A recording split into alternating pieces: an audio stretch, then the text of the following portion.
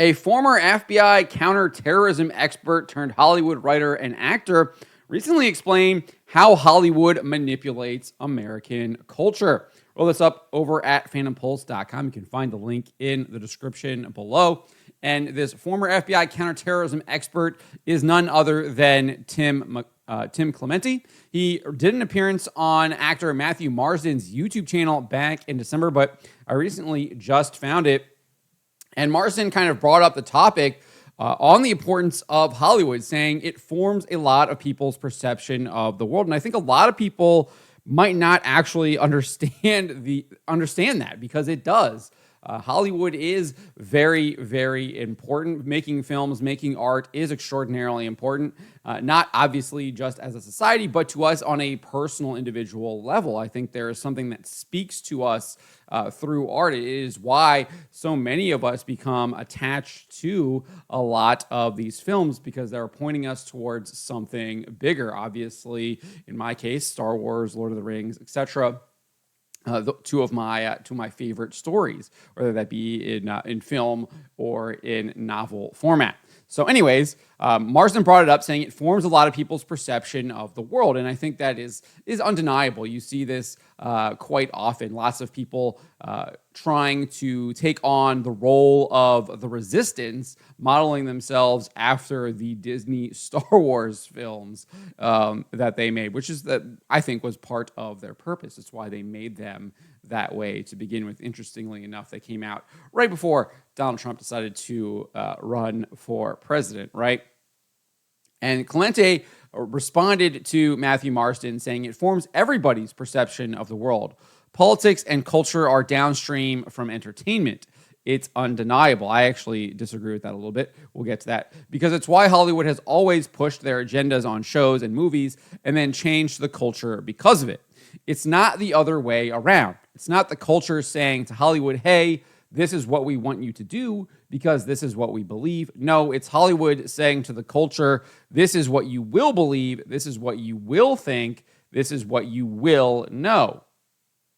I definitely agree with that. Hollywood does not care what its audience thinks. I mean, I think this is abundantly clear given the rise of the YouTube commentariat, for lack of a better term. People like Critical Drinker, people like Gary Beekler over at Nerdrotic, people like Jeremy Griggs over at Geeks and Gamers. I mean, the list goes on and on and on. Eric July, his criticisms of Marvel and DC Comics. Your boy Zach, when he was actually criticizing Marvel and DC Comics instead of shilling for them and shilling for the woke companies, back when he was actually engaging in critique, which he doesn't do anymore.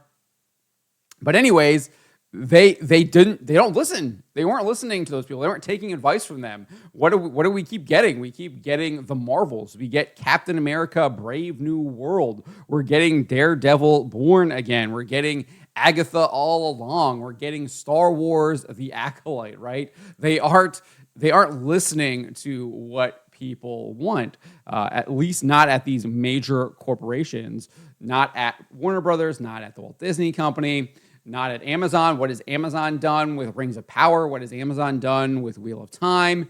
And they know that doing rigorous, proper adaptations of many of these properties would be successful. We know this because the Harry Potter writer that was just hired to do the new HBO show literally says if you do a rigorous adaptation of Harry Potter, it would be successful. And I think we can apply that to the other properties that are being adapted, and they don't. They subvert all the time, and they make it clear that's what they're going to do. They want to do modern.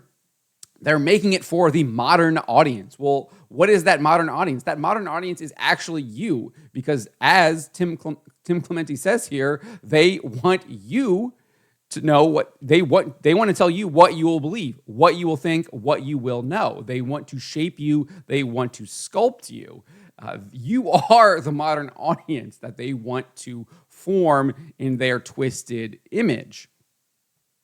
That's who the modern audience is, right? And obviously, it's easier to target people who are younger because their minds are still growing and they haven't been properly formed yet. So it's even easier for them to get after kids. And that's why you see them constantly targeting kids shows, children's shows, etc., with this twisted agenda that they do.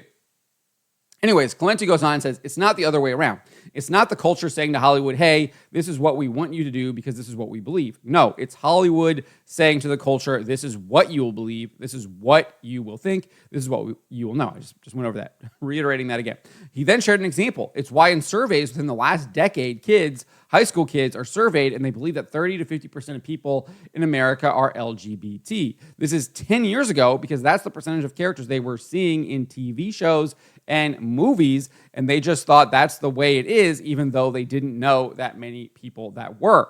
That's just what they believe. So that's one way an agenda in Hollywood changes the culture. And so that's obviously just populating these movies, television shows, etc., with characters that act a certain way. So obviously he is explaining not only changing characters' sexuality, but obviously changing the race of characters as well. It's all part of an agenda. And if you've been following me for any significant amount of time, you know that I have been calling this out, that it is part of this agenda. So it is nice to hear it coming from a former FBI counterterrorism expert, noting that he is seeing this as well. So as I said, I do disagree a little bit with what Clemente said here about politics and culture are downstream from entertainment.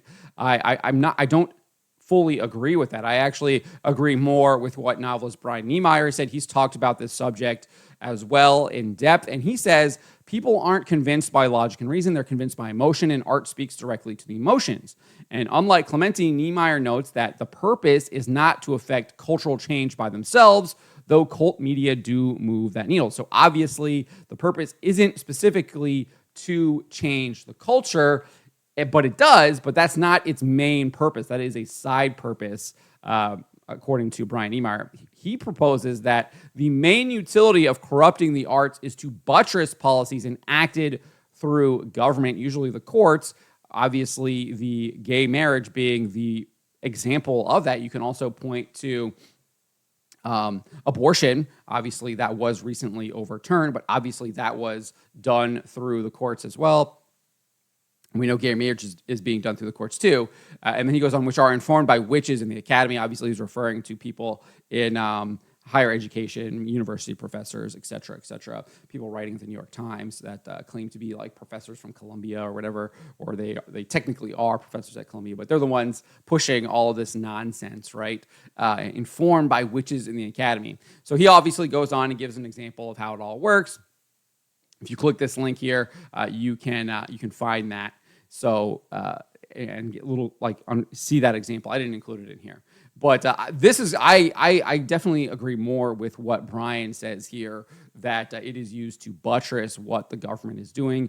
I think the government is the one who's really pushing a lot of this stuff. I think you're already kind of seeing how that is playing out with President Donald Trump. He is actually targeting a lot of these institutions. He's specifically gone after the Kennedy Center. He is removing funds to a lot of these places as well. We're seeing lawsuits from a lot of these theaters. I know I've covered one of them where there's like a bunch of these LGBTQ plus theaters that are suing the federal government because they've lost tens of thousands of dollars that allows them to stay in business because they were getting all of these grants.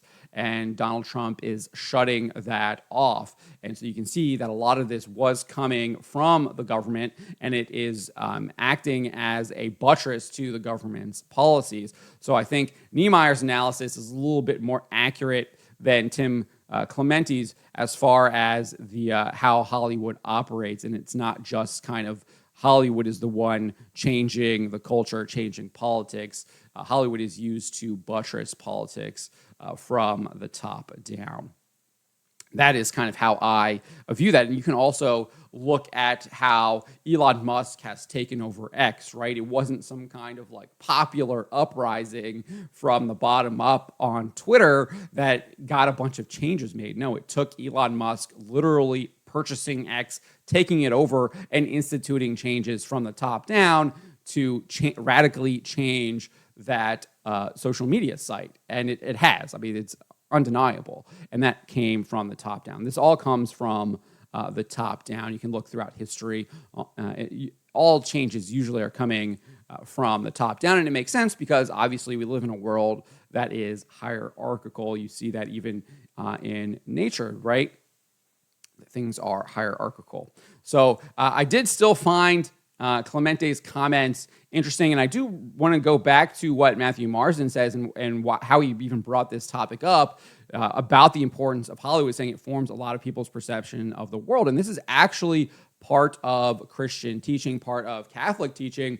I've cited this document a lot of times. I actually haven't cited this part as much as probably what I should, but Pope Paul VI noted how important Hollywood and other media of social communications are in this document, Inter Mirifica. Back in 1963, he wrote, the most important of these inventions are those are those media, which, such as the press, movies, radio, television, and the like, can, of their very nature, reach and influence not only individuals, but the very masses and the whole of human society, and thus can rightly be called the media of social communication. So he is observing how influential, how important these things are, so much so that they can alter the whole of human society. That is what he is saying there. He continues saying, the church recognizes that these media, if properly utilized, can be of great service to mankind, since they greatly contribute to men's entertainment and instruction, as well as to the spread and support of the kingdom of God. I think you obviously can see that in a lot of the evangelization work that a number of people do. You can look at EWTN. There's all kinds of Catholic influencers now on YouTube, on X, etc. Some of my favorites are Father Chris Alar over at Divine Mercy, Father Dave Nix, really some good stuff there. And then obviously you have movies and things too. Mel Gibson's The Passion of the Christ obviously stands out. But the church also recognizes too that men can employ these media contrary to the plan of the Creator and to their own loss. Indeed, the church experiences maternal grief at the harm all too often done to society by their evil use. And I mean, obviously, that's what I've done with much of my professional career, is pointing out how this media has been misused by many of these major corporations, whether that be in Marvel Comics, whether that be in the DC Comics, whether that be in Disney films, whether that be in Warner Brothers films, etc. I call a lot of this stuff out all of the time, especially the pushing of woke ideology in its various forms, whether that be feminism, whether that be gender ideology, whether that be cultural Marxism, whether that be communism. I've been calling that stuff out for the better part of a decade, and the church notes that this stuff can do significant damage, and I think we see that just around us. How many people just kind of take their opinions, their beliefs from whatever the latest Marvel movie happened to be, especially when we were seeing that film at its height, right? Saw that constantly, taking their political opinions from the latest Star Wars movie, etc., from the latest Netflix television show, whatever it happened to be. See that quite often, people kind of parroting that stuff from the television, even though it's like clearly fictional, but they're using it to influence people. And we're trying to counter that programming, right?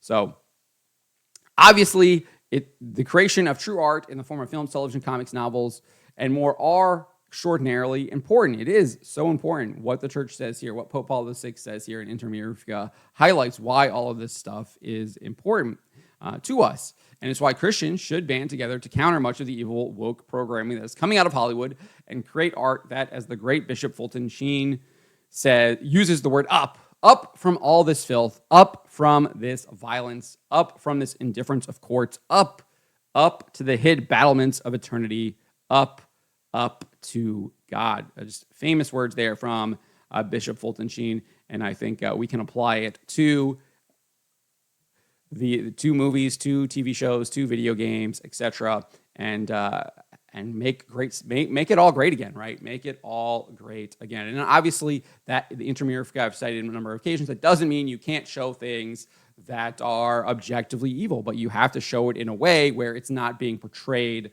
as something that should be emulated, something that is good, which is what you see in many cases now with these video games, with these Hollywood movies, with these Hollywood television shows. You're not showing a homosexual relationship as wrong. You're not seeing them realize this is wrong. You're not seeing them maybe suffering immensely because of what they're doing, and maybe eventually repenting and finding finding the Lord and realizing what they've been doing is wrong. You don't see that, right? It's always depicted as something that should be normalized, and it's wrong. That is wrong. It should not be normalized. And you can extrapolate that to other things that they do that are wrong as well.